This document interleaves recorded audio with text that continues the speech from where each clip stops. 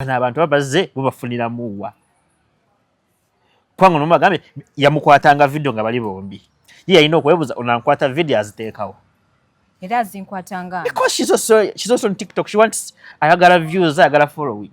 And ayagala ku boosting a business ye. Yeah. So she's right. I right to posting ona wa ayagala. Unless bamwe mwachogerako nogamba you don't post me unless if you paid me.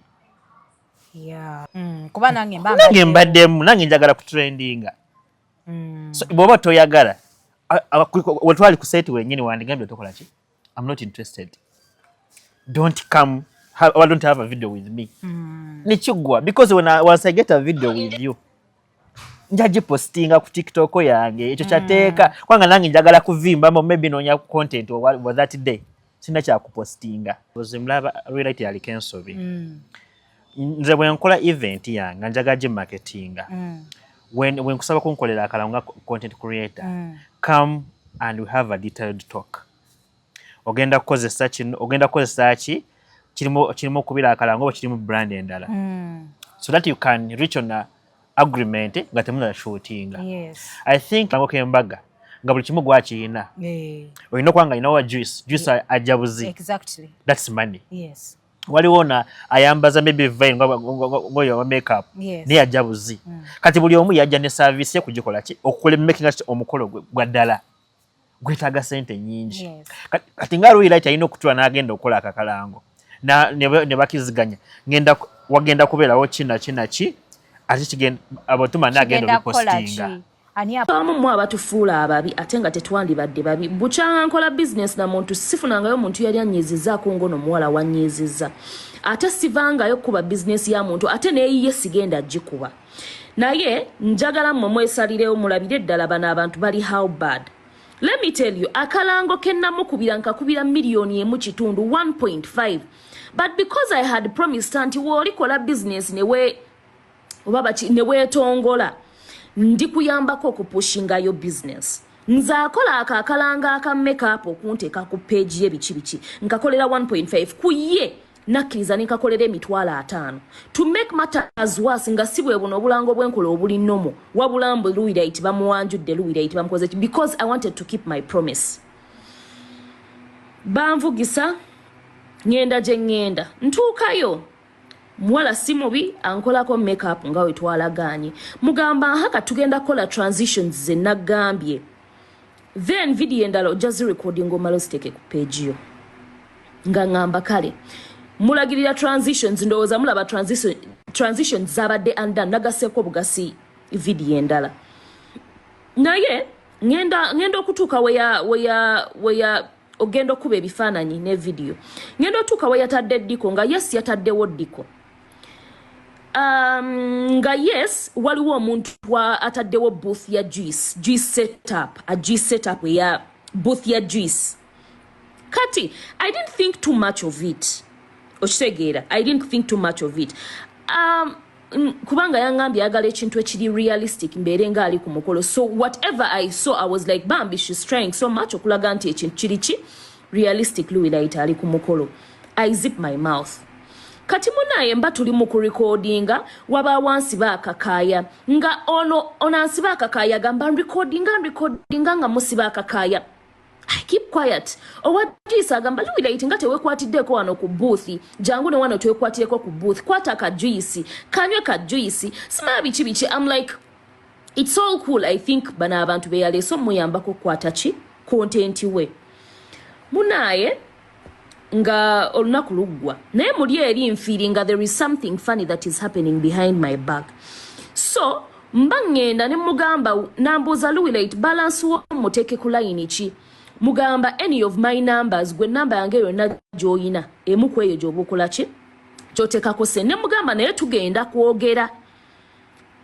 kwogera so ntuuka ewaka mugamba naye you guys played me dirty owulira nangamba but Luwilight how so when she asks me but Luwilight how ngamba maybe I'm jumping into conclusions let me not drag it good enough content wakupostinga ncha ku Friday so I chillax munaye sabadde mubinga nkera kumacha mubuuza mpozi page bagiyita batya gyokola ki page wagiyita batya gyokozesa ku TikTok ng'agiŋŋamba nga nkwata content bakoze buli kimu kyonna kyonna naye she failed to pay a professional cameraman. Her work was good. She failed to pay a professional cameraman.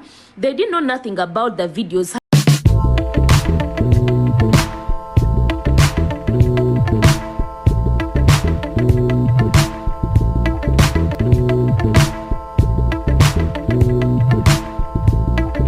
Assalamu alaikum wa rahmatullahi wa barakatuh. Banaye mwasuze mutya muli mutya mujje tubukire tokota ebigenda maaso ku TikTok bitirivu nnyo ndine Chris nuwagaba onako olwaleero okubeera nti no tubaweereza. Mwebale kutula mwebale kusubscribe nga bwoba oli mupya nyigira kagamba ako ka subscribe okubeera ngo tweyungako oba oli ku Facebook, ku Instagram, ku TikTok, ku Twitter. Beera ngo tufollowingako bulambalamba. Banaye neeyongedde okwagala ssente omwaka guno ayagala okukubira Akalango nonyaako ku namba yange y'essimu gy'olabawo wammanga akujjukiza HK Furniture tukyatekingira ddala orders. Omwezi ogujja nga nkyesettinga ngenda bayisako mu dduuka lyange mubeere nga muliraba mujje mwongere okumpagira. Nsanyusa okukulaba. Nsanyusa okusanga ogamba otya? Ndi bulungi oli otya? Ndi bulungi. Owulira wensabuka noonya ssente noonya ssente. Nkulira entebe furniture omuli bubi. Noonya ssente mwana gwe. gwe. Ebintu ebinyirira. Webale kusiima mukwana ate webale nakumpagira. Nali ndowoozo nnimba. Ate lwaki mba nkulimba? Abantu bangi boogera ebintu tebatabituukiriza Chris. No, ekintu nze kirungi nkya appreciating. If it's good, it's good. Yep. Lwaki otasagana ya brand is a brand. N'oba nga togyagala watukola ki ojja kuba byokuba but it still remain there. Yeah. Gundi akusinga. So your furniture. Thank you. Bakola bati kigalo. Watukole wetuti. My furniture is wakabi. Piece. Bwati. Yeah, FDC. FDC eno. Can you FDC and go forward? Furniture wangali wazi. Waba Jamaica man. Sagala ebyo. Wenkola wetu bagenda gamba wa M7. Wenkola wetu bagenda. Atulagenda nakuzo omuntu buli omu alaga jagwa. Buli omu ze sina wingo. Musogamba go oli wano. Kyovula baganda bakita bankweze sigwa wantu wonna. Nze ndya mu lulime ne muki.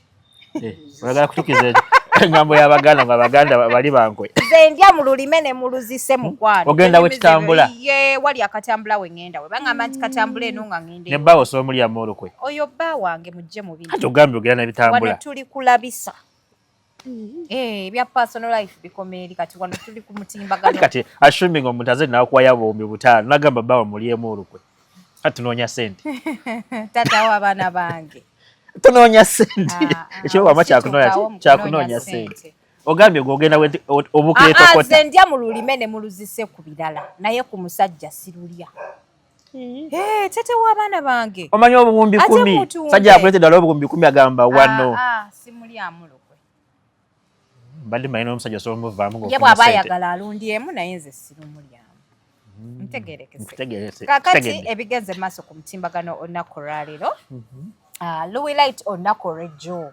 Yavuddeyo ng'anyumye mu kabulu nga omulaba awo mu kafaananyi. Wenkakulaze nga tudde waneno. Era nga Luwi yazze kuba Kalango. Manye ennaku zino waliwo omuze mu bawala. Agenda abantu bangi nnyo bagukoze. Agenda nakuba Akalango ne bekwata like 4 companies aba juice abafumbi abagomesi aba makeup okitegeera ne bajja ne bapangisa omuntu let me say like a brand ne bakuteekawo bagambe mbunno bakuwasizza naye babeera bakuba Kalango naye abantu bakajja bakibuuke celebrities ab'enjawulo kujoze baddeyo. Yes. Najira bako ne Jozo leo wale TikToker gwe bagamba yakola embaga ali mu gawuni nenga ali single. Nalu beg Amina. Nabila bale kudushi. Eranzwana yakikola. Bimakadashi yakikola. Dushi yakikola. Kati kizze kwegamba kigenda maso. YouTube achi.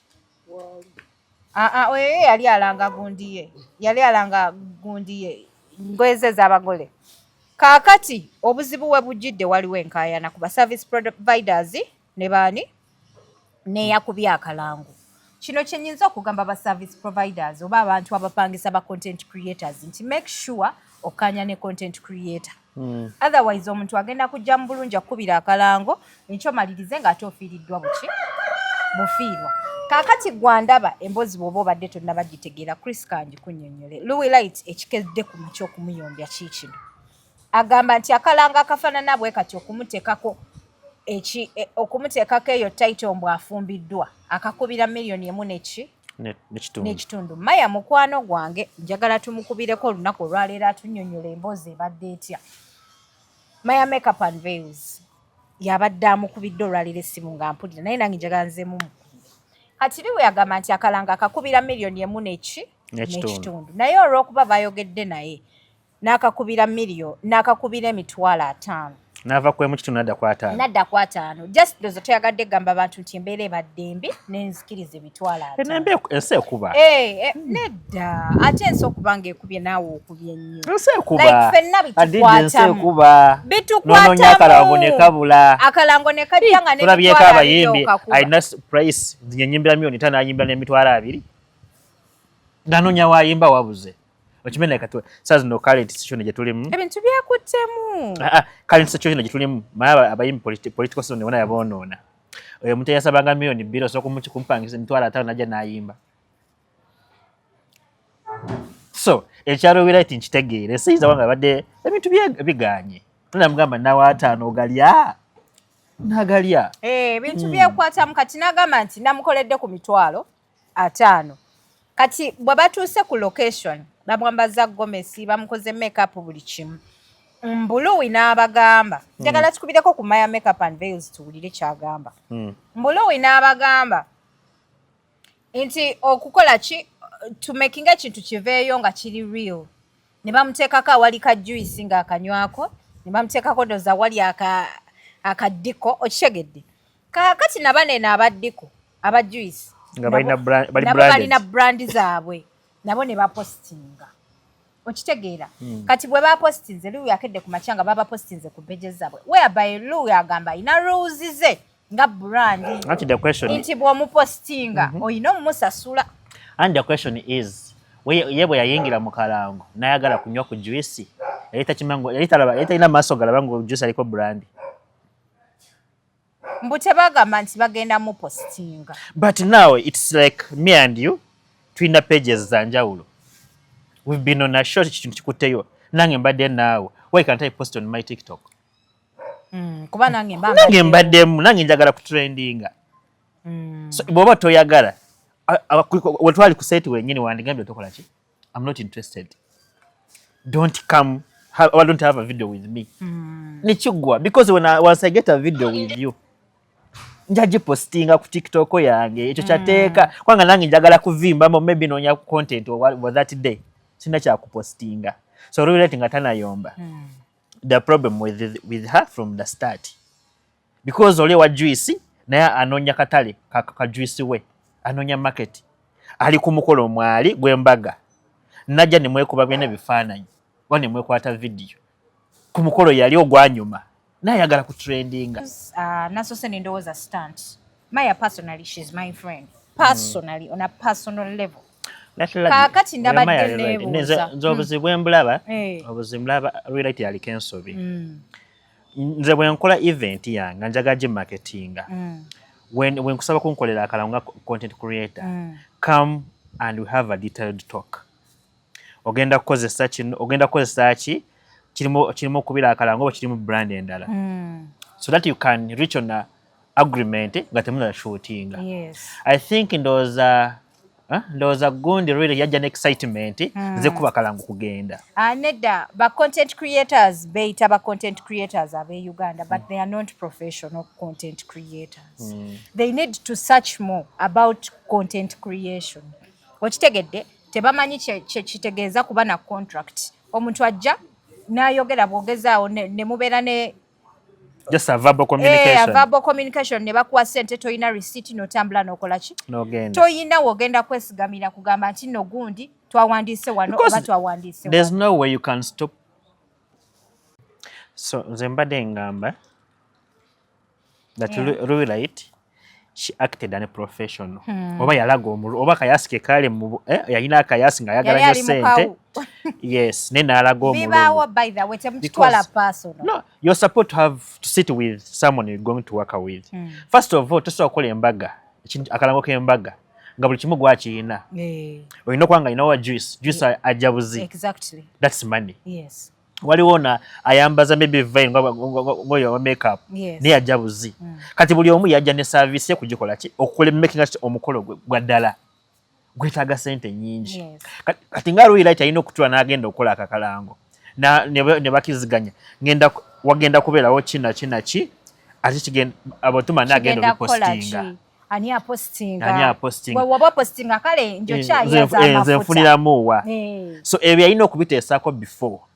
Naye because yajja with that maybe ayagala kukola kugenda. Oba yali excited nga yagala. No, ayinza nga ayagala kukola kugenda. Kwa bali bampadde sente ngende mbakubira Akalango nkole ki? Neongende. Neti yafayo kumanya. Naye kati yadde waka n'alaba obudde bw'amaze olunaku lulamba ng'ali ku sente. Ate Hadija sobola kujja ndese juice wange nigwe ntunda ku social media nange njagala kufuna bakandi.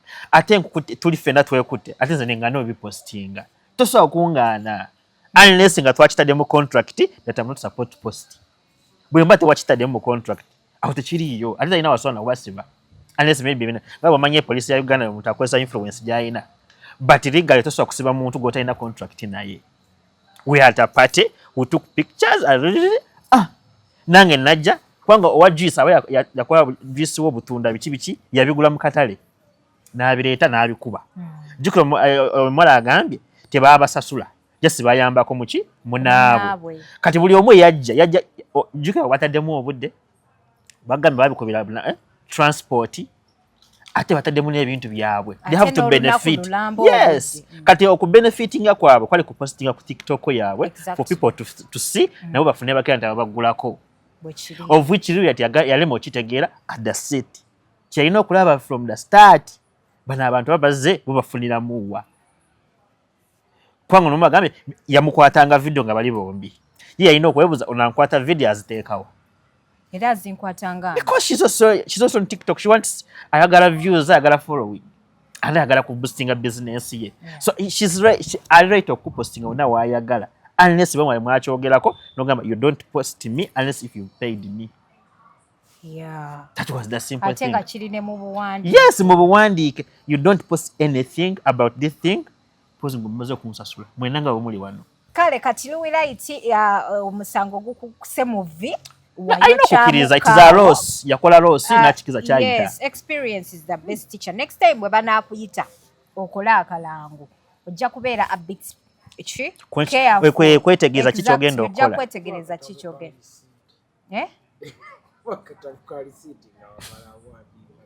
No, of course, I think. No, receipt temala. No, ngomuntu wa content creator.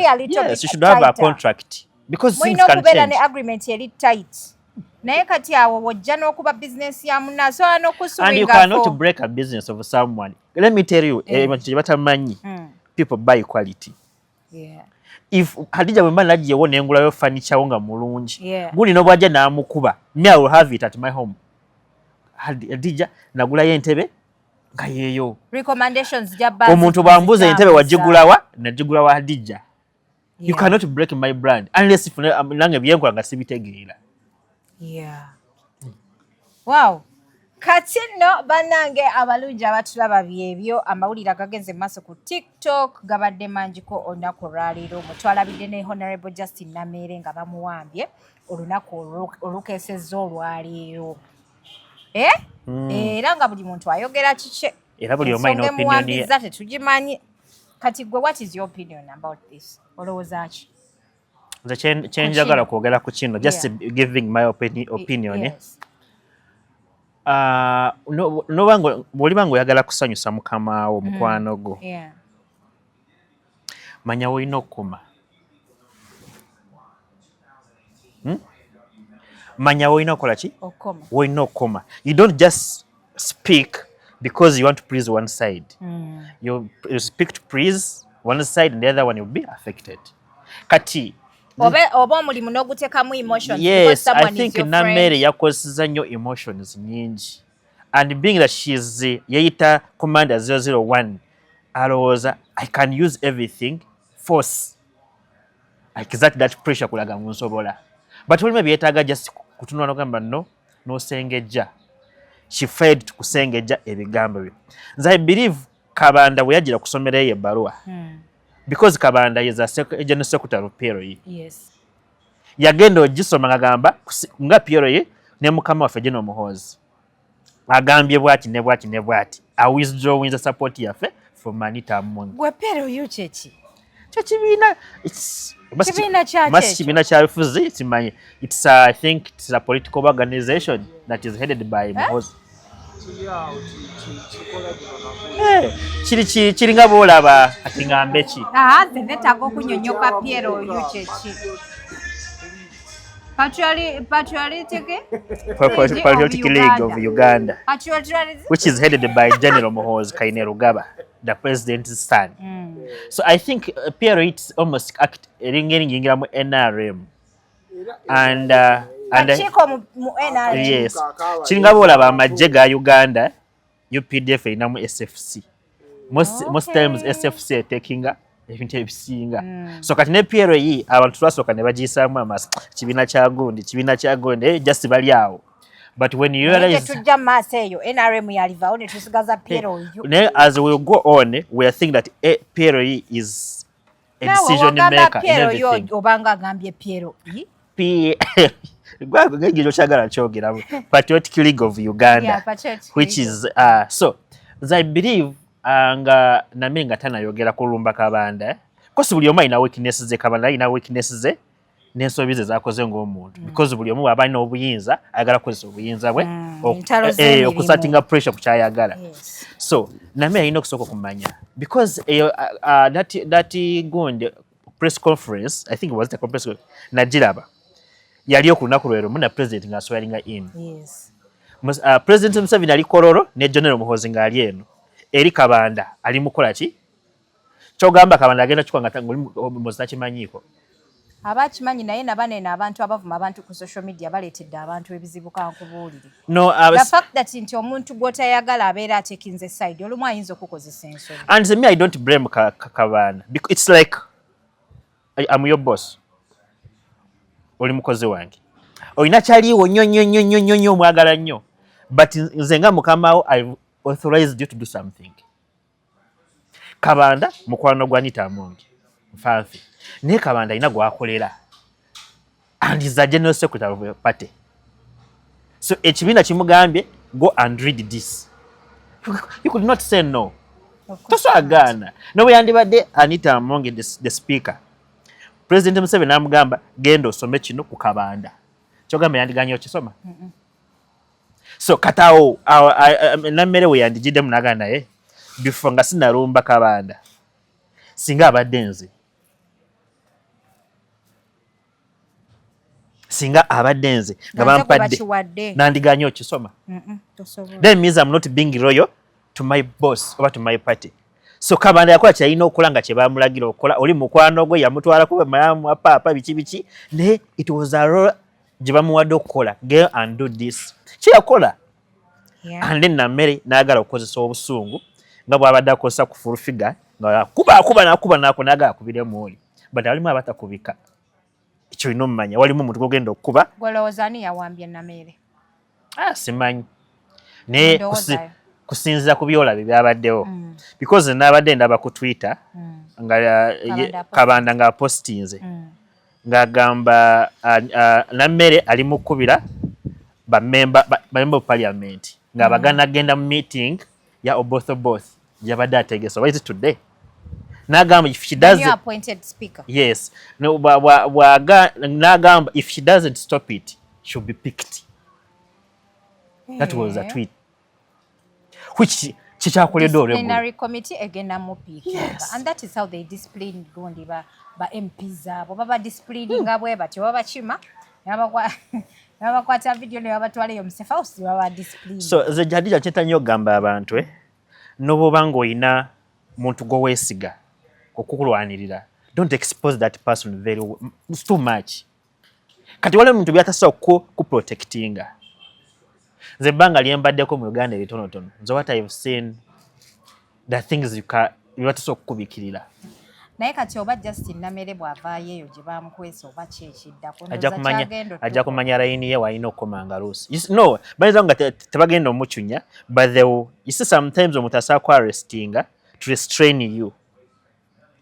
Kukubuulirira kubanga kijika kati nga babadde ali ku social media nga akuba nnyo social media ogimanyi bw'omukubira essimu tubadde tuli ku side ye bw'omukubira essimu ayinza okurekodinga nga twalina side they just giving opportunity bw'omukubira essimu asobola okurekodinga n'abidde ku social media n'akola ki n'abikubise kati ng'abantu aba security they had to pick her bamutuuza bamubulire either you're going beyond otuswaza oba otulabisa either nenda maybe side endala be thinking of I'm untouchable zetebankwatako nzekyekakasa mu Uganda muno president yatakwatibwako so I think someone who arrested her yagadde mulaga we can also pick you nuba ng'olaba president akumanyi nnyo oba gundi akumanyi nnyo when you go beyond we can discipline you ng'omuzadde bwa disciplining omwana we nagamba ono omwana mwagala nnyo naye wano waatuuse atandise crossing a line let me restrain that person muze walina okukola ki okubeera yes I think nendo kyekyabaddewo but when she comes out let's pray for everything to go on well unless katusabye nga tebalonda speaker te nga taliyo n'atalonda kituufu kwanga oyinza kwanga nawe side obadde olwanira ate n'otagironda kituufu ng'oli munda okay banaye entalo za NRM zilinganga zaba best friends ku app eyo tezikoma nze zansobera banaye ati balwanda awali emmere buli omu aba ayagala kusika ng'azaawo honorable bamukimye kati olwofa abaleekaanira ku mutimbagano banaye temutukima no we are just giving tuli bannayuganda exactly twogera ku bye twalabye okay ebigenze mu maaso ewiiki eno byo bibadde biyitirivu nnyo era mugenda kubisangayo olunaku olw'enkya ku Sunday nga tubibateereddeyo mubiyitemu kati abantu let's talk about it eya Queen Sheba Chris bagidilutinze ne bagikuba ne bagizza eno ne bagizza eri left right and center but me I think opinions ezimu bannaye abantu ze bakola ku bannaabwe bazireke tewali nabukakafu nti Queen Sheba ali ladies and gentlemen kyogere nga bweyagala kyogera ezibyani yes tewali nabukakafu nti Queen Sheba ezibyani otherwise kweno gundi akantu kano ketulimu aka social media singa waliyo omuntu alina obukakafu obwo singa nkakasa bwavaayo dda no nze kyendaba bannayuganda sometimes basama nnyo ne batalinako obukakafu muteekemu egundi ebyo sibiriimu ebyokwasama no ge mazima someone wakes up speaks something about you the same thing that they've said them about me but omuntu aba talina tali sure naye because of they've seen how successful you are oli mukulaakulana there were endorsements zofuna like and being that you're not married kati omuntu alabira ddala ono aba tali tabba muli wa bisiyaga oba yagenda mu nnyanja and being that Sheba ali associated abantu abamwetoolodde nnyo bano abamusupporting abafaani be abasinga bali ba bisiyaga era bw'olaba mu shows ezisinga ladies and gentlemen be basinga obungi olaba abavubuka bonna bali awo ng'olabira ddala kati omuntu bw'alaba bafaani bo akuriretingako embeera yes because waliwo oluyimba nga bulira gw'oyita naye ne statement gye yakola yes ye akulaga feminism nze ndi waki ndi mukazi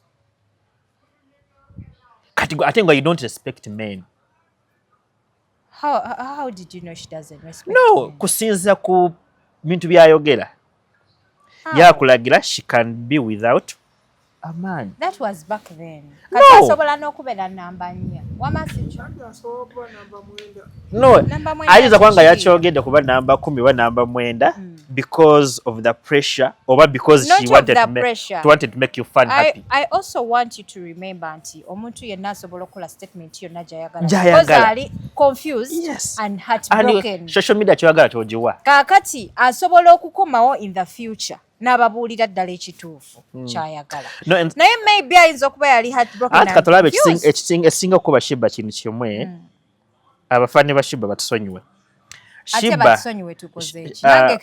I love Sheba so much. She's a woman I love. Naye from her experience, life experience. Yes. Abadde atulagira ddala she cannot be put down by a man. Anti ndowooza yali heartbroken and confused. Ekyo kirala. N'alaga omusajja kati ate bwe yazaala mu musajja omufumbo ne kikuba nnyo abantu. Ne bagamba naye someone of her class, someone of her status, ne byabadde ayogera lwaki yakoze kyatuuseeko Chris omusuubira okufuna omwami atawasangako atalina baana atalina there are guys of 40s who are single. There are guys who are 40s who are single. Ate abo bato Gashumba yakawasa already yali ayina gundi ayina omwana nyinza kwanga nina abaana naye nga siwasangako.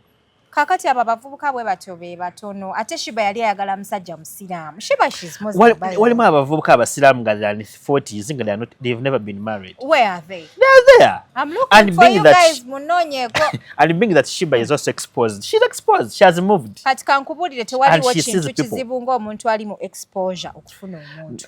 First of all buli akulaba alina kyakulowooleza. Buli akulaba alina kyakuteeka. And you have that ego.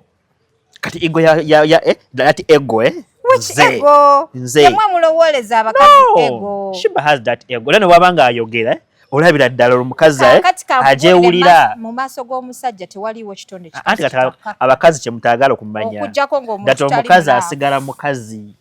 Waliwo omukazi atakkakana ng'ali mulamu. N'omujebali. Jebali? Yes. Nasigala ng'ali bw'ati. Kyo badibye. Okudiba otegeeza. Ekyo kyennyini ky'owulidde. Ati kubyekakata. No kati nkubuuza Adija you're my friend. Osobola kumpa emmere ng'ofukamidde? Ng'oli bba wange. Ebyo biwero. Nkubuuliza wali ku buliri ng'afukamidde. Osobola kunjoleza engoye? Toyogera kusanyusa abantu. Be real. Naye kati ate ebyo by'oyogedde ndaba nga bya layisi. Mbadde nkusuubira nti oyinza okumbuuza nti oba ebyo byonna mbadde ngamba bye birina okukolebwa omukyala. Ono byayogera. Abakazi abalina ego tebabikola. Tebabikola. Yakugamba tewawasa mukozi. Abo naawe abakazi ate abo bali bad behaved. You see the problem with those classy. Kati Adija kankubulira obuzibu mwinamu abakazi level yammwe. Level? Nango ntadde mu level. Yes. Mwabalina mu ssente. When you see yourself ng'ovuga emmotoka, olina business, you have a name. Puliriza bulungi oba olowooza watuuka. Kati n'omusajja bw'ajja mu bulamu bwo. Ate buli example gye wagiwere ku mirembe saagala kunyingiza mu bintu bino. Nja kujja buli musajja buli bw'ajja mu bulamu bwo emani oba oyagala omubala omusajja abeere submissive to you. No. Ate which cannot happen. Oyo omukazi bw'ati aba teyakuzibwa. Kankuwe kino ekizampo. Omanyi lwaki abakazi abalina ssente abasinga bawasa obuvubuka obuto? These unemployed guys. Lwaki bawasa abo? Because that unemployed oyo obuvubuka obuto. Ebyo byonna weebiri naye omukazi omutuufu. Ne bw'aba alina ssente. Babeera ne respect. Kati mwe abakazi mwine kyaffe abasajja bwe tuba tukola ssente. I work to have money to make my wife happy. To make my family happy. Ate mwe abakazi buli bwofuna ssente, you think you can do without a man. Awo wagira obuzibu ku bakazi abasinga. How can you do without a man? No, because that's what you have in your mind. Oba that's what you think we have. Bwemba njagala kuvuga emmotoka ngenda, bwemba njagala kulya mu hoteli njagenda, ne mulowooza I cannot be loyal to any man. Mune kankubulira ebyo bya mu camera. No, bya ddala real life. No, abawala abadibya abangi. That's their ego gye bayina. Nze kati omusajja agenda kungamba ki? Kiki sitayina? Ego. Byonna Chris byayogera bituufu naye mpulira saagala bibeere bituufu. No, ge mazima. That's the real life we are facing. Ey'abakazi. No, bane ku bakazi. Even girls. N'abawala. Bana abawala. Kati nekijja. Omanyi nti n'omusajja ali very important. Omanyi why now these days we have single mothers nga bangi. Omusajja ali very important mu bulamu. Kati Adija, olaba. Kubuuza omanyi lwaki ennaku zino tulina basingle mothers bangi. Obuzibu bwe tufunye ennaku zino abasajja tuwasa abawala abapangisizaako. Ababaddeko bokka. Abaddeko yekka n'apangisa asobola kuyiye n'afuna ekikomando n'abaawo. Kati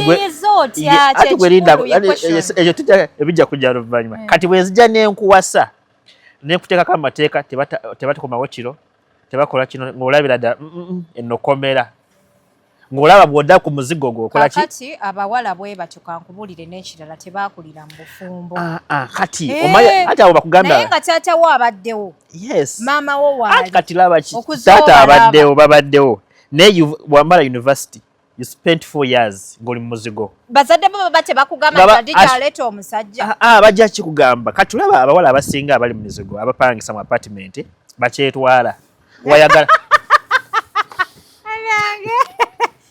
kati gwe saagala bintu ebyo. No, wayagala walaga. Omuwulidde watu bakyetwala. Kati adijja nkubuuza kibuuzo. Waliwo kugana oyagala kulaga. Naye listen to me nga sinnakuddamu nti otuuka mu life n'okula ng'olina emmotoka sente ozirina naye ng'ogipakinga awo n'oyingira mu nyumba ne weebaka the reality hits you after. Peacefully nga tosobola gamba mbuno kanfulume ngende nkyakale ng'ebyo byonna wabikola. Anti you've seen kati ngamba kuba n'abawala abato like asobola kufuluma ebweru n'afuna omusajja n'amukwana n'amuwa abiri n'agenda mu bbala ekororo mu nnyonyo ng'atambula kati gwe Chris bw'ojja n'omuwasa togenda kugenda kudda mumukkiriza kola ki kati ate akabeera ow'emyezi ebiri afunye olubuto tagenda alugyamu ng'azaala omwana we ng'alaba obulamu bw'omutaddemu bwamunyigiriza ng'adduka addayo ku muzigo ng'apangisa. Yes, because twagala kufuga. Sekukufuga. Kyanze kati nze nenyo kwa advising abakyali bange. Zenye kiga olabanga gwe yakeera obufumbo. Anti because wonna byola byo missing abakyali bo abaganyo fumbirwa bye bakola. Kati obuzibe bwatuka ku mirembe. Mirembe yafumbirwa nasiga nga ine emikwana egiri singo. Kati no Chris. Asazeewo tuyola buyozi. No. Ofumbiddwa olina emikwano giri singo. N'ofumbiddwa ate n'oyasigala kusigala ng'oli mulamu mu buli singo. Omusajja weyagala kulaga. Leo ka trip n'oyagala okalinye. Ate n'ofumba n'osigala ng'okyalina abasajja b'okukutana b'ebbali. Ba ex bo. You're married, but you're still meeting your boyfriends outside. Kati ogenda langa like you're missing something. Kati mulanga omusajja akunyigiza gamba, bakye sibivaamu. Ka apartment ka mitwalo 8 nkasobola. Nina abasajja 5 gundi bampaye 10 gundi bampaye 2 ka apartment ng'odduka oddawa ku muzigo. Ng'ofuuka single mother. Mwana gwo omuzigo tegubeerekako nga toyina kuyambako. So that's why we're having a lot of men single mothers. Oyina okubeera ng'oli ku naye ebintu byedda wakiro kyo byanyuma. Wawasanga omuwala ng'ava mu maka ga gundi ng'azija ne kukima ewammwe topangisangako tosulangako wabweru totwala okasaawa emu. Mukwano waneno 80% abakazi bonna baabonaabona. Balala baba repinga no barepinga nga nabato. Nene baguma. Abalala bali neyo mu byalo bazze buzeno mu town. 20% bebakyala abali muno nga yakulira mu bufumbo balina obulamu obulungi maama we mufumbo okitegeera. N'okimanyi waliwo enjawulo yoyo omuwala akulidde mu bazadde ne bamujja ne bamuwasa noyo gozije ku muzigo. Namwe temubeereka namu. No, tewali buli gender ina weakness zaayo. Nefe balimu abasajja abalina empisa embi. Balimu abasajja abakuba. Walimu boyfriend nga kuba girlfriend n'amukuba ebyaddala. Naye nga mukwano oyo boyfriend ze ne mala mufuna so abeera naye. Kati kukindagambe ego. Kati nze nga nzikiriza okunkuba. You have to, yes. Oyina kunkuba mu luyiro ka. Chogamba mama beyond that. Abedda baba kubanga. Ate ne bamala omukuba ne bamusaba emmere. So kuleta migombo n'onkube like okuba mwana. No, katati ego gye mufunye naku zino omusajja bwakuvuma ng'enkyonoba. Okunvuma kiri fine. Nkoze. Bwakuba mori. Ati katulabo.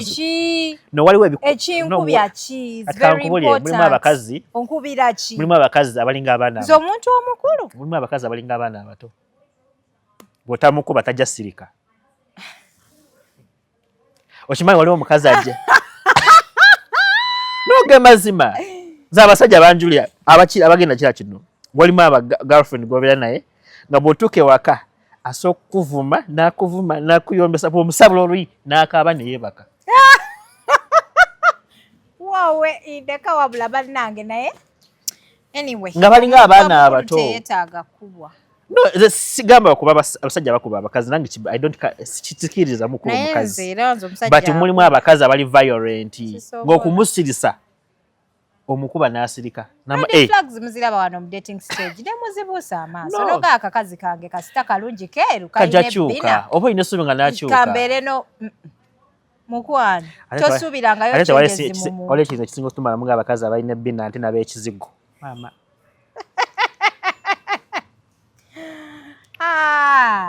bw'ogwa ku mukazi nga yakwata mu kizigo nga n'ayeruka nga alina akabina doka misingi bazibwe abo bo baaba bw'omulabira ng'eridduka okwata eri oba ekizigo kikwata mu bwongo ne kiboonoona no nze 99% abawala abeeyerusiza abatunda ekizigo bwe yeeyerusa aba alowooza amaze aba alowooza Uganda yonna yiye buli musajja ayagala muyisa nga bw'ayagala kinawo is brown ate ayi bw'aba n'akabina ate ekibakwasa nga alinamu n'akasente maama oba ogenda mwekuliramu emulago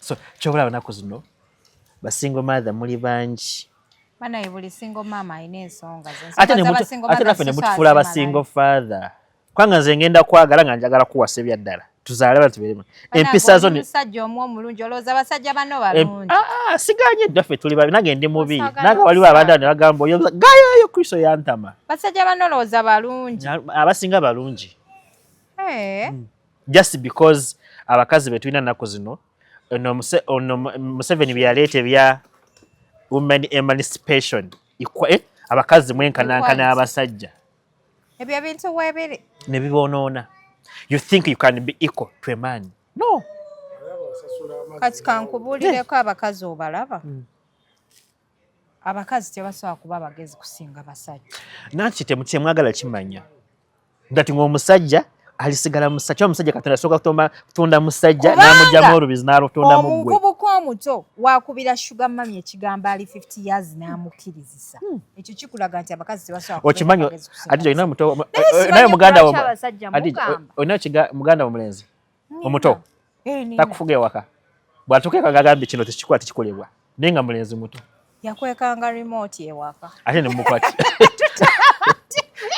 kyekitufu kati fe abasajja Katonda tunda with that yakwekanga remote mukwano ne tutula ne tumulinda ave ku mupiira ate nabagamba njagala kulaba mu mupiira munane ebibadde mulaba ne mubijjako ne tumulinda ave ku mupiira ate n'akomawo n'ateekamu firimu ate nga ffe tetujagala twagala akazannyo ku buketi kati mwe abakazi kye mwali mukimanya nti fe abasajja Katonda tunda with that leadership and being on top of everything every time. Kati as much as you want to acquire leadership tukimanye ekyo kyo kya butonde bwammwe naye mukole ne ku ssente abasajja abatali bakozi oli lezi tolina kyoteeka ku mmeeza toyina muntu bw'omuyamba omukazi omukala kati okuva kiro paka obudde okukya bannange tetuganye tumenya abakazi naye waliwo okugamba omusajja akumalako pula naye abakazi ekitufu mwagala ki waliwo omuntu Adija njagala leero mbulira amazima ekitufu abakazi mwagala olaba obulamu buno everything should be 50-50 mwagala no a man cannot be everything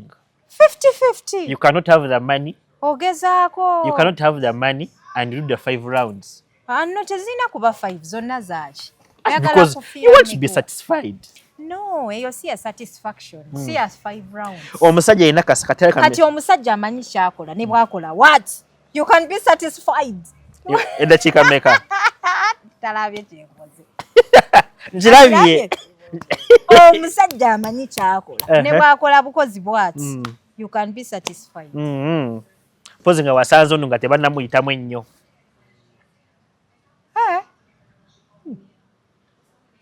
Hadija mulimu abawala agenda oba nze ndi munnakyala Hadija mulimu omuwala agenda ofumbirwa kyeko golimu simanyi oba olijasa weekoza mulimu omuwala atuuka okufumbirwa mugenda aba omuwala atuuka walimu omuwala agenda ofumbirwa nga she has slept nga count eri high as 100 men by 24 she's already slept with 100 men naye bwe tuddayo mu bitabo ne tubala Chris waliyo ayina gundi ayina kawunti eya wansi kati like me ani abantu bakulaba ate kiki so kati kyembadde nkunyonyola that ogenda tuka omuwala that